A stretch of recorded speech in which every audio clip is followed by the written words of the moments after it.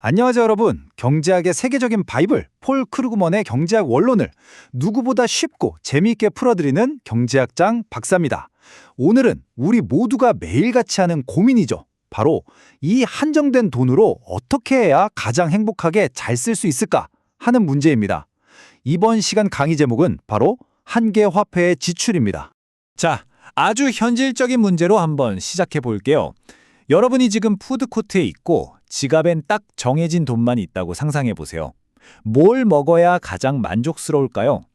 오늘 우리는 바로 이 질문에 대한 아주 명쾌한 경제학적 해답을 찾아볼 겁니다. 자, 그래서 오늘은 이런 순서로 한번 알아볼 거예요. 먼저 돈으로 행복을 산다는 게 무슨 의미인지, 그리고 우리가 흔히 말하는 가성비의 진짜 핵심이 뭔지 알아볼 거고요. 그 다음에 쌤이라는 친구의 사례를 보면서 실제로 어떻게 돈을 써야 하는지, 그리고 소비의 황금률까지 발견해 볼 겁니다. 이게 왜 중요한지까지 알아본 다음에 마지막으로 깔끔하게 요약하고 생각해 볼 질문을 던지면서 마무리할게요. 자, 그럼 본격적으로 한번 들어가 볼까요?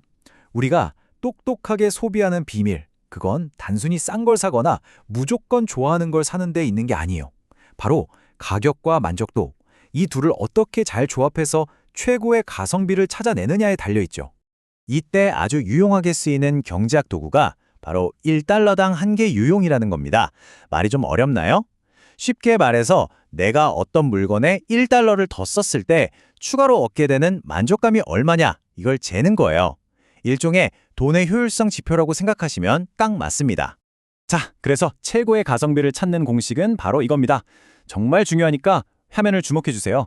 내가 어떤 걸 하나 더 소비했을 때 얻는 추가적인 만족감, 이걸 경제학에서는 한계 효용이라고 하거든요.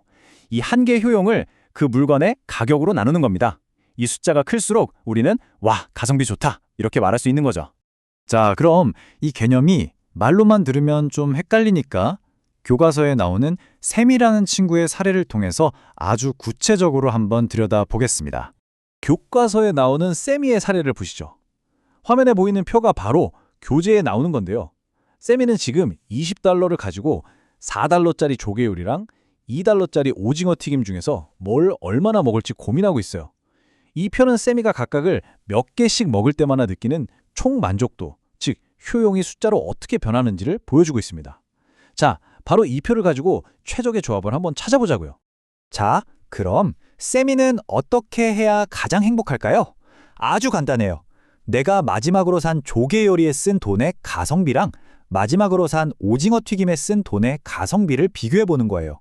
즉, 우리가 방금 배운 1달러당 한 개 유용을 서로 비교해 보는 거죠. 자, 이 그래프를 한번 같이 보시죠. 여기 B라는 점이 있잖아요. 이게 지금 세미의 소비 상태를 보여주는 거예요. 근데 이 상태는 뭐냐? 한마디로 돈을 잘못 쓰고 있다는 뜻입니다. 가성비가 낮은 조개 요리에는 돈을 너무 많이 쓰고, 반대로 가성비가 훨씬 좋은 오징어 튀김에는 돈을 너무 적게 쓰고 있는 거죠. 아직 최고의 만족도를 얻는 지점은 아니에요. 자, 여기서 아주 똑똑한 소비의 기술이 나옵니다. 조개 요리를 하나 덜 먹는 거예요. 그럼 4달러가 남죠? 그 돈으로 2달러짜리 오징어 튀김을 2개 더 사는 겁니다. 어때요? 쓴 돈은 똑같은데 전체 만족도는 오히려 더 올라갑니다. 이게 바로 합리적인 소비 조정의 힘이죠. 그럼 이걸 언제까지 해야 하느냐? 바로 저기 보이는 C지점에 도달할 때까지 계속 이 조정을 하는 겁니다. 그래프의 C지점, 여기가 바로 조개 요리와 오징어 튀김, 두 음식의 1달러당 한 개 효용, 즉 가성비가 정확히 똑같아지는 지점이에요. 여기가 바로 세미가 가진 돈으로 얻을 수 있는 최대 행복, 최적의 소비점인 거죠.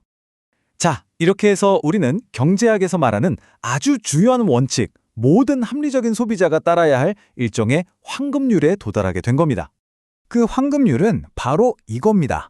내가 사는 모든 상품에 대해 마지막 1달러가 주는 만족감이 다 똑같아지도록 돈을 쓸 때 가장 큰 만족을 얻을 수 있다. 바로 이거예요. 그리고 이 황금률을 아주 멋지게 공식으로 표현하면 바로 이렇게 됩니다. 화면에 크게 보이죠? 왼쪽에 MEOC 나누기 PC는 조개 요리의 가성비를 뜻하고요. 오른쪽에 MQP 나누기 PP는 오징어 튀김의 가성비를 뜻해요. 이 두 개가 같아질 때 우리의 만족도가 최대가 된다는 아주 명쾌한 공식입니다. 아니, 근데 이 간단한 규칙이 대체 왜 그렇게 중요할까요? 사실 여기에요. 경제학에서 가장 유명한 개념 중 하나인 수요 곡선에 진짜 이유가 숨어 있거든요. 네, 맞습니다. 우리가 방금 본 이 최적 소비의 황금률이 왜 가격이 오르면 사람들이 그 물건을 덜 사게 되는지, 즉 수요 곡선이 왜 항상 오른쪽 아래로 내려가는 모양인지에 대한 근본적인 설명을 해줍니다. 자, 한번 상상해 보세요. 모든 게 완벽한 균형 상태였어요. 그런데 갑자기 조개요리 가격이 확 올랐다고 쳐요. 그럼 어떻게 될까요? 그렇죠. 공식의 등호가 깨지면서 균형이 무너지겠죠. 조개요리의 가성비가 뚝 떨어지게 됩니다. 그럼 여러분은 자연스럽게 어떻게 하시겠어요? 당연히 조개요리의 소비를 줄이고 상대적으로 가성비가 좋아진 다른 상품을 더 사게 되겠죠. 가격이 오르면 수요가 줄어드는 이유가 바로 여기 있었던 겁니다. 자, 이제 거의 다 왔습니다. 오늘 우리가 함께 알아본 내용들을 한번 싹 정리해보고 마지막으로 재미있는 질문 하나 던져볼게요. 오늘 내용의 핵심 딱 4가지로 정리할 수 있어요. 첫째, 우리의 목표는 한정된 돈으로 만족을 최대로 끌어올리는 것. 둘째, 그러려면 가성비, 즉 1달러당 한 개 효용을 꼭 비교해야 한다는 것. 셋째, 소비의 황금률은 모든 상품의 가성비가 같아지게 돈을 쓰는 것. 그리고 마지막으로 바로 이 원리가 수요 법칙의 근거가 된다는 것까지. 그런데 말이죠, 과연 우리의 모든 소비가 항상 이렇게 이성적이기만 할까요? TV 광고만 보면 갑자기 막 사고 싶어지고 그냥 늘 사던 거라 습관처럼 사기도 하잖아요. 이런 감정, 습관 혹은 화려한 광고 같은 것들은 우리의 지출에 과연 어떤 역할을 할까요? 이 질문을 한번 곱씹어 보시면서 오늘 시간을 마무리하겠습니다. 지금까지 경제학장 박사였습니다. 감사합니다.